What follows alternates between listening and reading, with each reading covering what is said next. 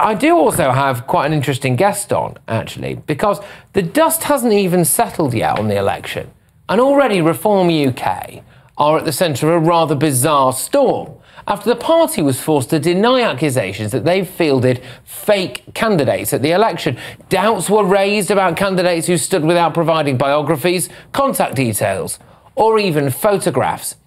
And it was this AI-generated picture of the party's candidate in the Clapham and Brixton Hill constituency, Mark Matlock, that set tongues wagging. People were saying, this guy's fake, he doesn't exist, we can't track him down. The Guardian wrote a piece on it. Several other media outlets have written a piece about it. Well, we did just a small piece of legwork, and I'm pleased to say we are now joined by the man at the centre of this story, Mark Matlock. Mark, well, are you good real? Evening, Patrick. I hope I'm here. Am I here? Am I real? Looks nothing like the picture. You are. And you're a real man, are you, Mark? I hope so. Repeat back to me if I'm live. One thing I'd like to point out, I'm really pleased that Andrew Rosendale mentioned a few of the partial failures of the Conservative Party and what's led to this massive movement in reform. And once again, I'd like to thank every single person who voted reform. This is an amazing movement, and we will continue to do amazing things. Okay, all right. How did it make you feel that people thought that you were an AI-generated bot? I loved it. Free advertisement. It's great, you know? I mean, I come from a very humble background. I've never really kind of taken part in social media. And tonight, you know, I've been made like a star on Twitter. I mean, I could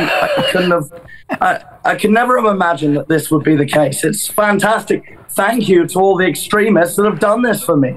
By the way, I'm recovering from pneumonia. There are genuine reasons why I couldn't make the count. I'm still recovering.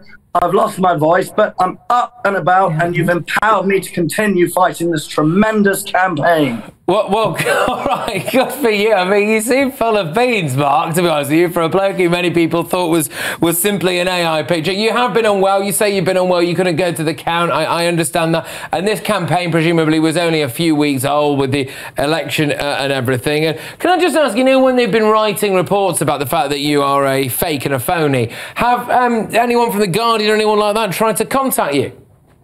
You know what? I've spoken to many journalists, and I have to say, you know, to their credit, a lot of them have been truly wonderful, magnificent people who've understood my situation. You know, there have been a few who've used this opportunity to make headline news, and I call it fake news. You know, there's a massive agenda that's out to get our party, and they've used this opportunity to do so. But look, you know, they're not all bad people. A lot of them have been good people, and, you know, it is what it is.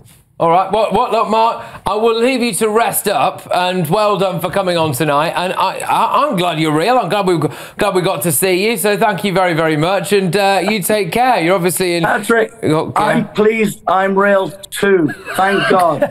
Lovely. I love it. This is Trump. British politics, everybody. It is magnificent. All right, well, there we go. And I thought he seemed real. He's real, but that's pneumonia. I mean, I want what he's got. Yeah. Well, he's probably just keeled over now, hasn't he? He's just summoned up all his energy for that, but bless him. Well, there we go. It looks, to me, I'm sold. I think he seemed real enough to me. Anyway.